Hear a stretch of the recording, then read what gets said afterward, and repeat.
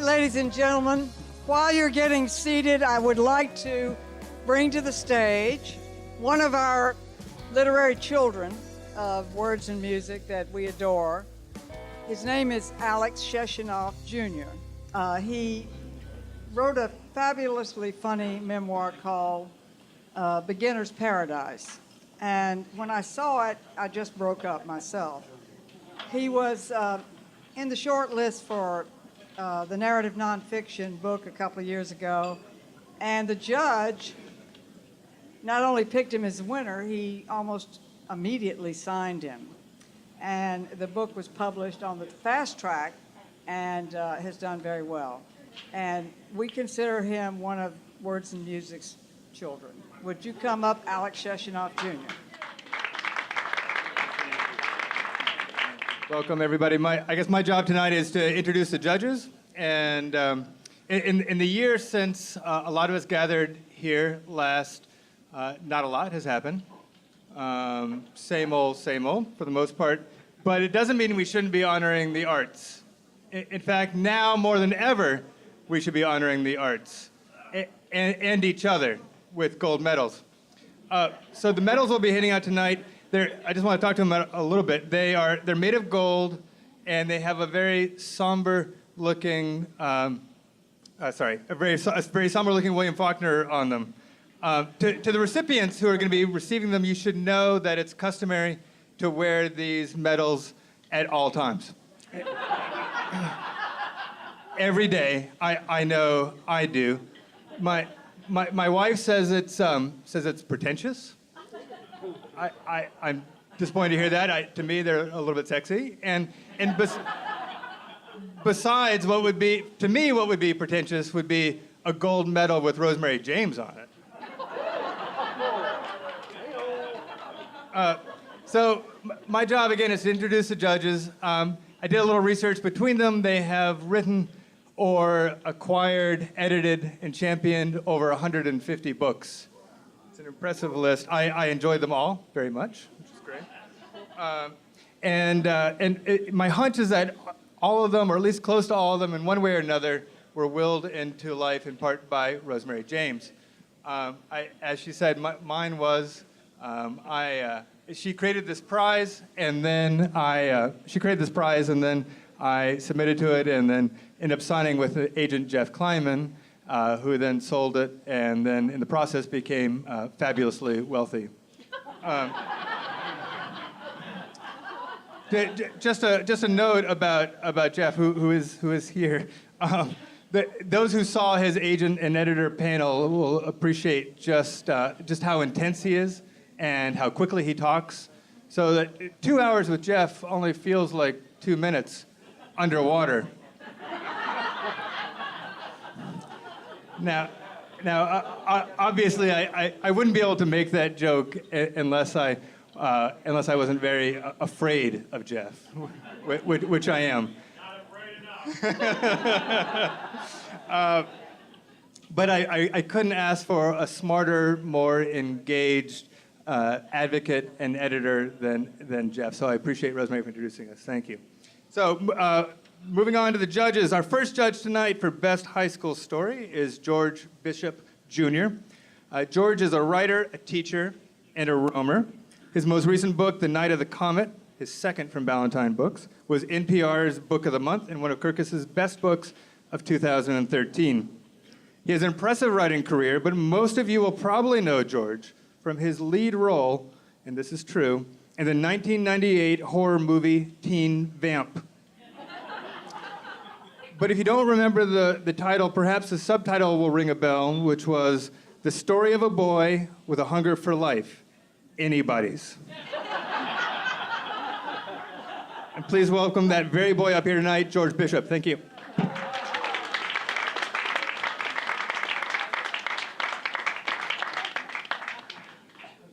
All right, thank you, I think. I never include that in my biography because it's so embarrassing for me because I'm trying to be a serious author now. So if you all could just kindly forget all of that about my acting past.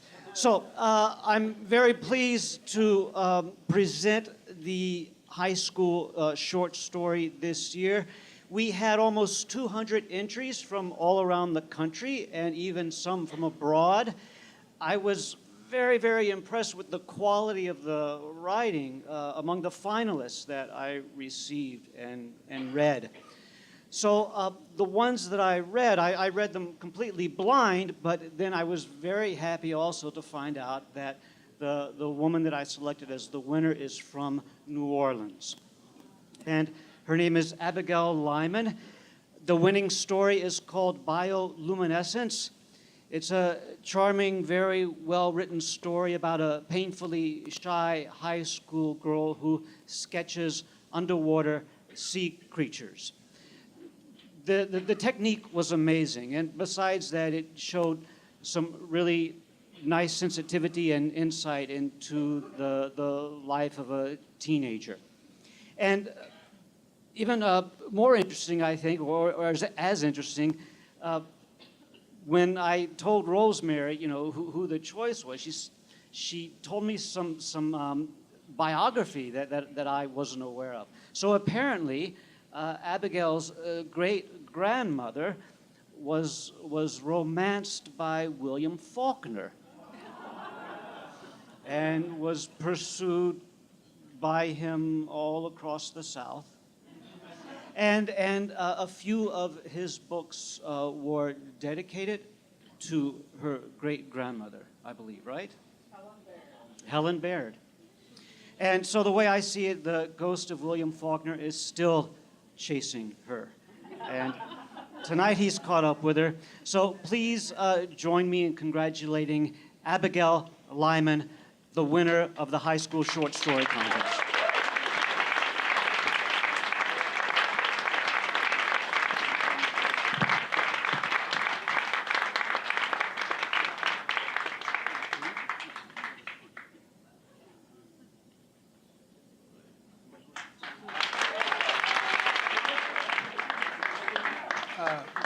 Our next judge for the Poetry Award is Carolyn Hemby. She's a professor of poetry at the University of New Orleans. Carolyn has published work in the Colorado Review, Gulf Coast, the Journal, and Poetry Daily, and received fellowships from Penn, the Louisiana Division of the Arts, and the Southern Arts Federation.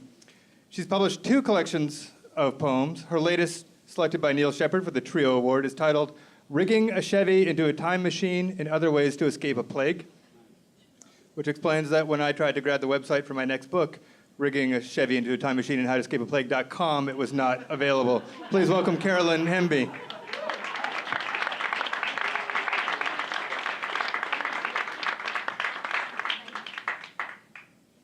Hi. I'll take the Rosemary James gold medal and wear it. That's cool. I'll wear that. Stacey Balkin's winning poem, Wolf Girl, pleases me because, like so many poems I admire, it yields new narratives and textures with every rereading. In the tradition of Anne Sexton's collection, Transformations, which some of you may know, and in conversation with contemporary poets like Saeed Jones and Mathea Harvey, Stacey engages fairy tale tropes to consider gender, relationships, and sex. Wolf Girl achieves a multifaceted treatment of these subjects through dynamic form and grammar. I want to show you the poem. I know it's hard, to see from this distance, but what you can see, it's a 15-line poem, and the first 14 lines. Yes, the length of a sonnet, and it does turn right there at the couplet with a modal verb that's used for the only time in the poem. But you can see down it is the sort of spine of the poem, the visual caesura. So it invites me to read it in multiple ways, right? I can read it horizontally as I would traditionally read a poem. I can read it vertically, and then that will yield 2 different poems, right, on either side of the caesura. And that's hard to do well. It's done fairly often, but I can't do it well. And I don't usually find a poem where I can really read it in that kind of plastic, modular way, and it works. It does with this poem. It works exceptionally well. Read one way, the wolf / Little Red Riding Hood / poet speaker experiences a sexual assault. Read another way, she or they embodies or embody the predatory impulse. Read yet another way, flirtation ends in disappointment. I am delighted to present Stacy Balkin with the gold medal for poetry for her poem Wolf Girl. Stacy!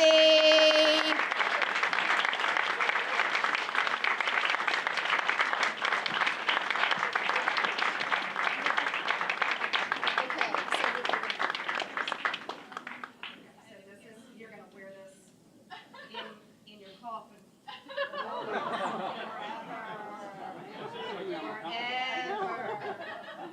And I'll wear the rest of it. Our judge for the essay prize is Franz Wisner. He worked as a lobbyist and a press secretary before writing his wildly successful and soon-to-be movie, Honeymoon with My Brother, and the follow-up as well, which is How the World Makes Love, both from St. Martin's Press. In my research, I came across an interview with Franz with Rolf Potts, in which Franz said, and I quote, "The book publishing industry is 33% lemmings, 33% zombies, and 33% zombie-like lemmings, and 1% my own editors," which explains why Franz will be with St. Martin's for the rest of his career.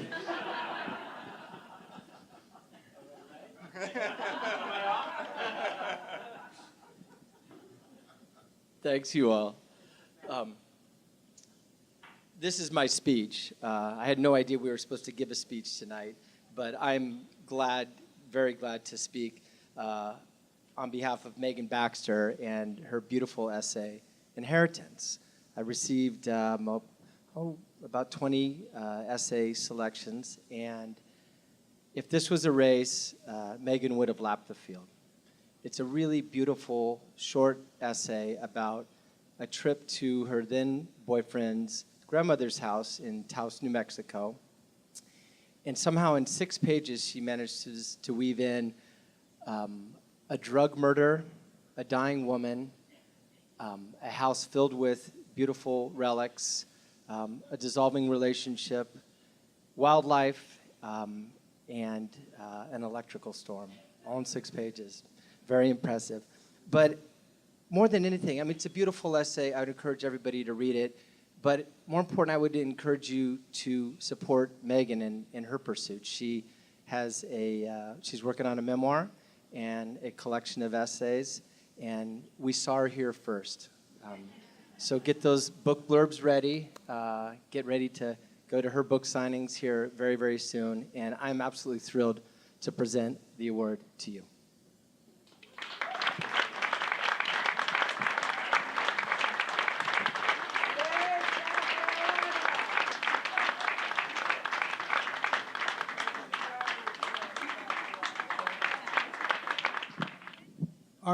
Our judge for the best novel in progress is Christine Pride. She's a literary editor at Simon & Schuster. For more than a decade, Christine has worked at various publishers, including Doubleday, Broadway, and Crown. Among the writers she has worked with are Colson Whitehead, Stephanie Nielsen, Janet Elder, Nick Trout, David Patrick, Mila Goldberg, Suzanne Morrison, and many others.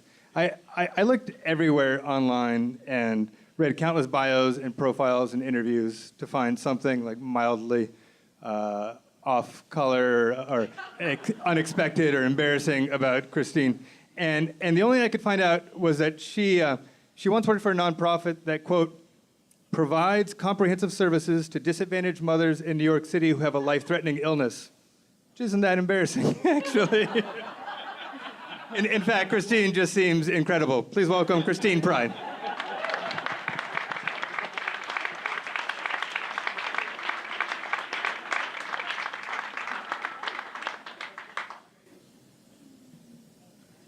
Skeletons are all very, very, very hidden. This is why I'm not on social media, so I can keep them that way. It was really, really my pleasure to judge the Novel in Progress Award. What could be more exciting and full of promise than a novel in progress? And as I understand it, there were about 300 entries. Ooh, can you hear me now? 300 entries. I read about 17 to 20. And, as my other judges have said so far, I was really impressed by the quality of the writing, and especially in this case, the range of subject matters and perspectives and historical eras and genres that were represented. So it actually really made it hard to choose a finalist. But unlike our panel last night, everybody can't get a fan. So I had to pick a winner.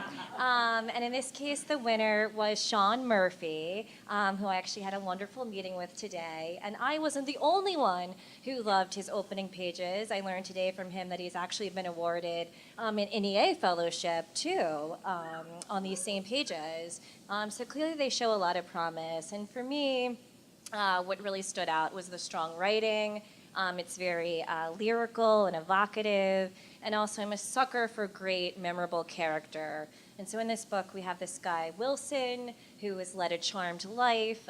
The book opens with an amazing set piece about a near-death experience he has as a child. And then we fast forward to where he's working at this very charming novelty shop in Colorado. And we have literally the proverbial stranger comes to town, in the form of a jazz master, and this relationship and this situation changes Wilson's life in ways that I don't know yet because I only read 25 pages and it's a novel in progress. But he's working hard and it will be finished soon, and I can't wait to read the rest of it. And I'm sure you guys can't either, and hopefully he will be another Words and Music success story, I have no doubt. So, Sean, come on up and get your medal.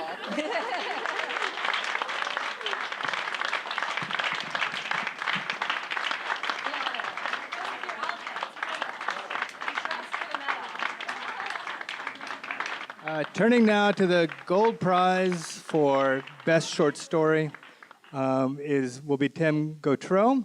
Tim's work has appeared in The New Yorker, The Atlantic, Harper's, GQ, and Best American Stories. On a more personal note, Tim actually taught for 30 years at Southeastern Louisiana University, but he has since left the great state of Louisiana, and currently lives in Chattanooga. My hunch is that he'll be back. To paraphrase W.C. Fields, first prize, a trip to Chattanooga. Second prize, 2 trips to Chattanooga. Thank you. Welcome, Tim Gautreaux.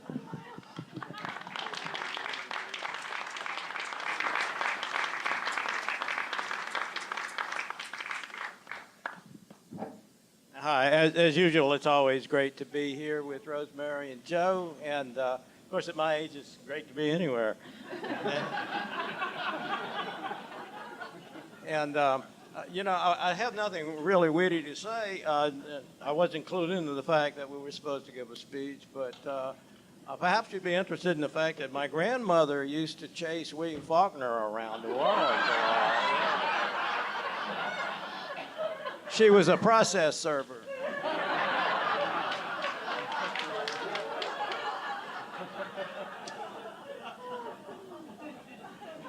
But with all seriousness, we're going to give the gold medal for short story achievement tonight.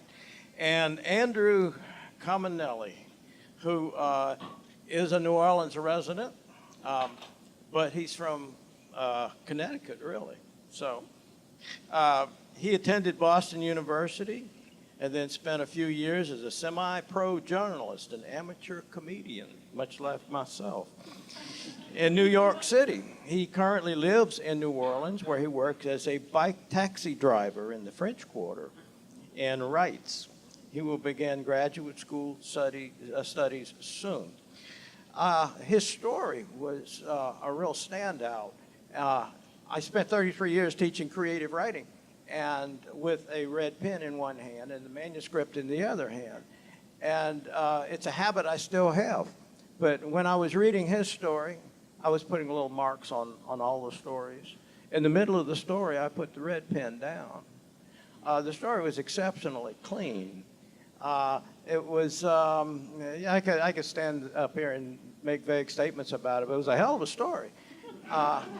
And it was about gentrification in New Orleans and how that force squeezes out neighborhood culture. culture that's been there for many generations. It's a two-sided sword, gentrification. It cuts both ways. And I read the story once, and then I read it a second time. I said, you know, this is not just a New Orleans story. This is a universal story. This is going on in Chicago. This type of disruption goes on in New York. It's good and it's not so good. And it's not a judgmental story, but it's a story of incredible depth and achievement. And I'm very proud to present the medal to Andrew Cominelli.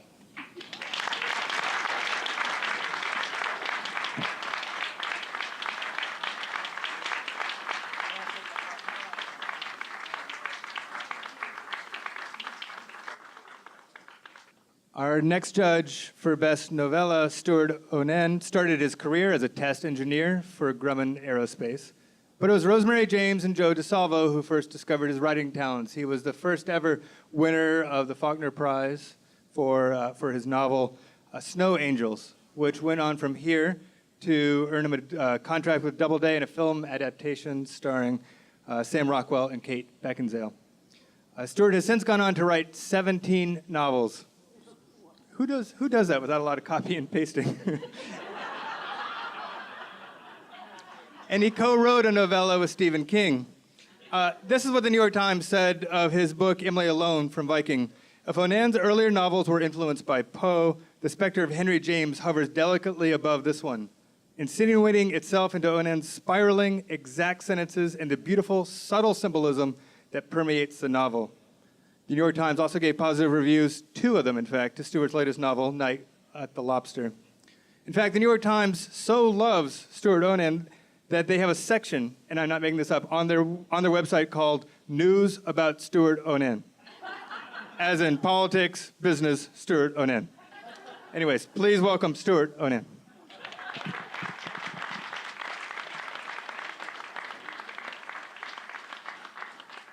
Thank you.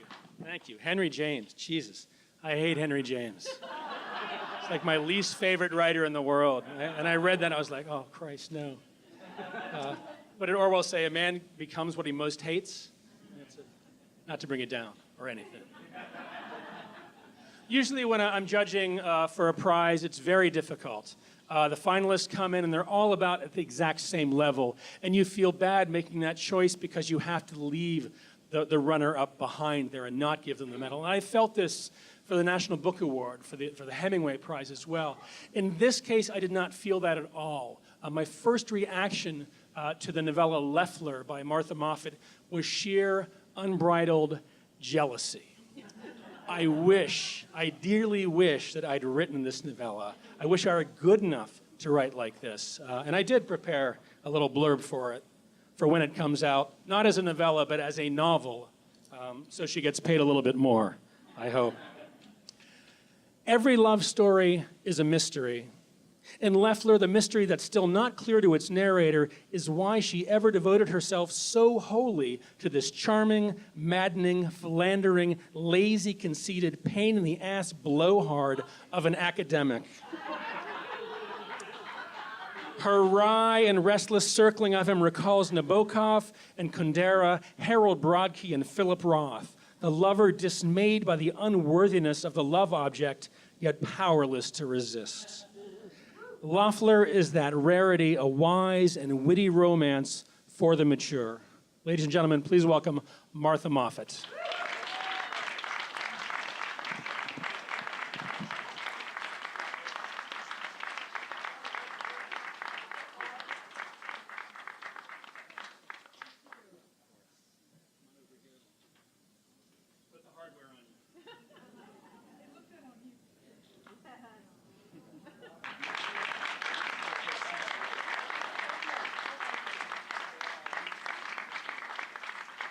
I don't know how many of y'all are regular readers of Us Magazine, but they have a section called They're Just Like Us that shows celebrities like doing laundry and going to the grocery store. Our judge for Best Nonfiction, Walter Isaacson, has never appeared in this section. Because Walter Isaacson is not just like us. A graduate of Harvard and a Rhodes Scholar, Isaacson's first job was actually for Miss Rosemary James at the New Orleans State's Item, which later merged into the Times-Picayune. He was next hired by Time magazine, where he covered the Reagan campaign and the decline of the Soviet Union before becoming editor in 1996, only the magazine's 14th editor. In July 2001, he took over as CEO of CNN 2 months before September 11th. After CNN, he served as president and CEO of the Aspen Institute for 14 years before stepping down this year. Along the way, Isaacson has written 8 books, including major biographies of Henry Kissinger, Benjamin Franklin, Albert Einstein, Steve Jobs, and out this October 17th, Leonardo da Vinci, which sold 53,000 copies in the first week. In October 2005, Governor Kathleen Blanco appointed him the vice chairman of the Louisiana Recovery Authority to oversee post-Katrina spending. He's also been appointed to commissions by President George W. Bush, Secretary of State Hillary Clinton, and President Barack Obama. Oh my gosh, I am still talking.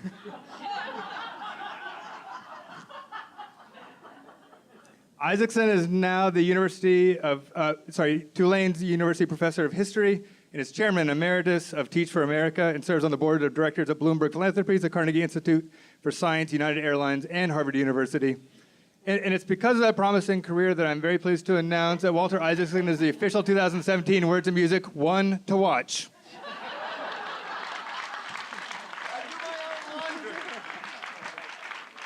Thank you. Thank you very much. Shows what happens when you start your career working for Rosemary James.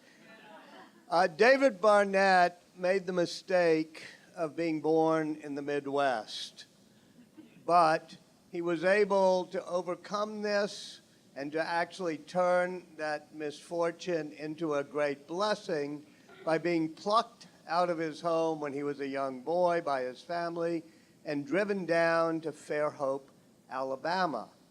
He turned this into an absolutely marvelous nonfiction piece of writing that's called Death and Folly in the Land of Broken Columns.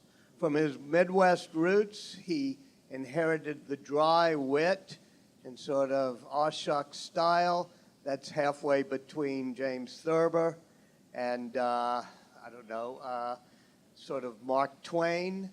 But he also, having moved down to the South, really captured the spirit and emotions of the South in the way that would do justice to Eudora Welty and Walker Percy.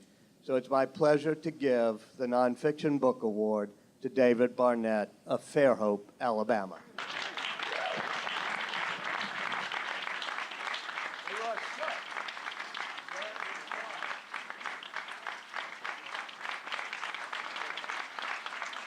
Before our final prize for the novel, I just want to take a brief commercial break to thank all the sponsors.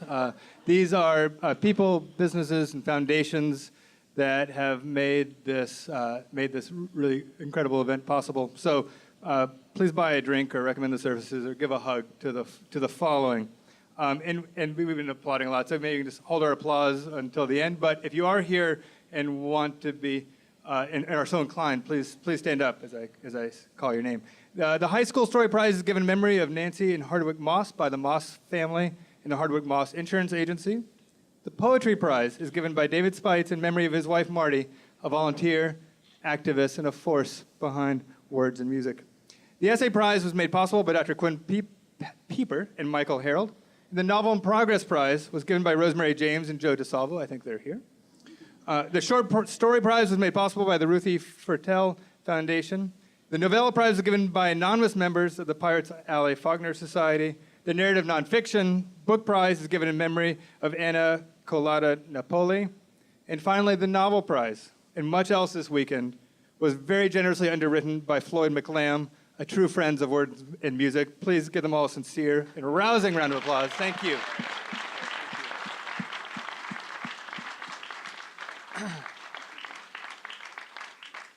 So our last judge for Best Novel is Catherine Fawcett.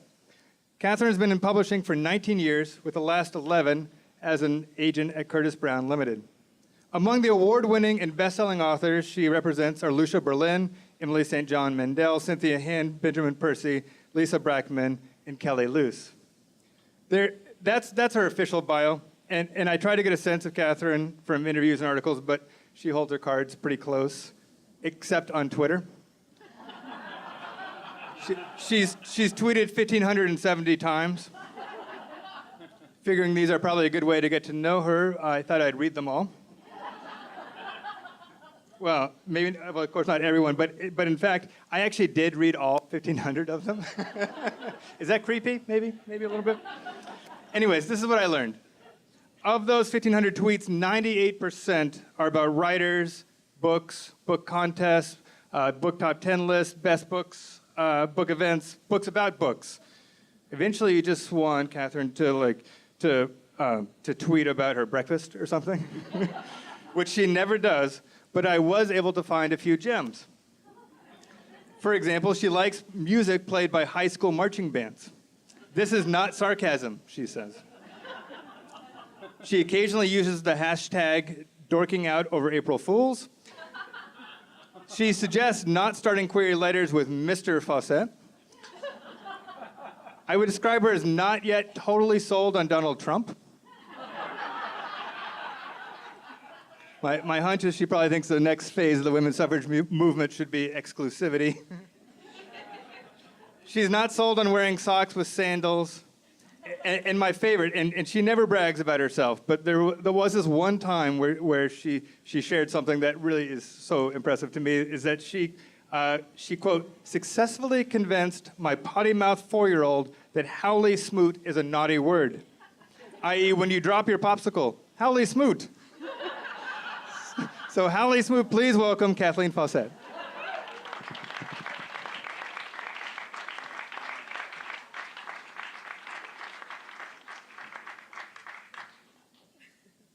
Amazingly embarrassing. Thank you, Rosemary, for including me, and thank you to all the authors who submitted their books. It's a brave thing to write a novel. I mean, where's mine? I don't have one. So I truly want to say that it was such an honor to read the 13 novels for the Best Novel Prize. After you read 13 novels, you have this thing that happens to you. I don't know if any of you have seen the James Bond movie. I think it's called Casino Royale, where the one guy who's betting starts bleeding from his eyeball. That happens, but it's part of the job. Insurance covers it. But truly, it was an honor. The winner of this prestigious award is here with us from Nice, France. Tough life. His name is Timothy J. Smith. His novel is called Fire on the Island. It's a mystery set in the beautiful, fictional Greek island village of Vorvoulas. It features Nick Demigos, a smart, sexy, Greek-American FBI agent who is scarred, both literally and figuratively, from a tragic childhood trauma. I was immediately drawn to this novel by its rich atmospheric detail. I mean, village in Greece, who doesn't want to be in the world of that novel? I certainly did.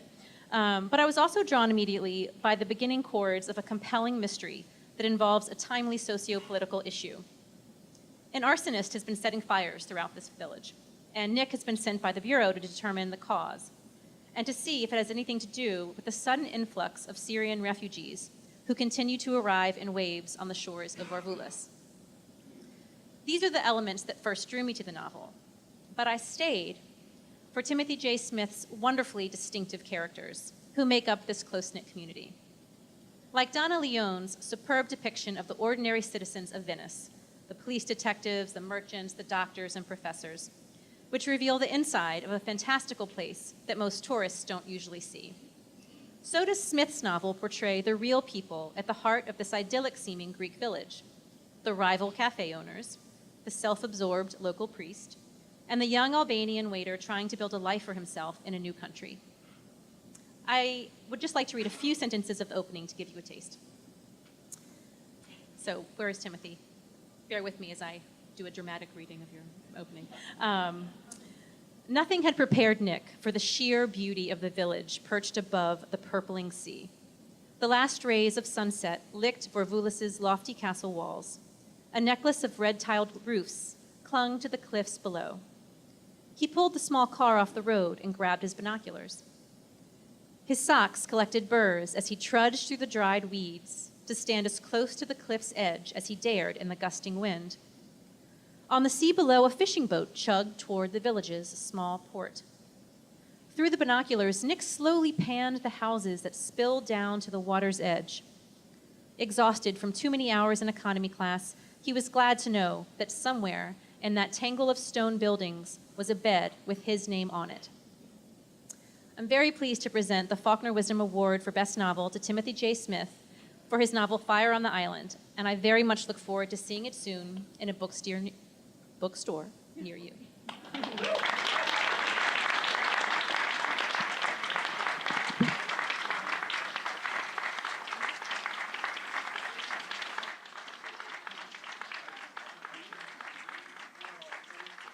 It's remarkable that on one of these last nights running Words and Music, Ms. Rosemary James and Mr. Joe DeSalvo have taken the evening not to showcase themselves, but the high school students and unpublished writers and artists of all kinds.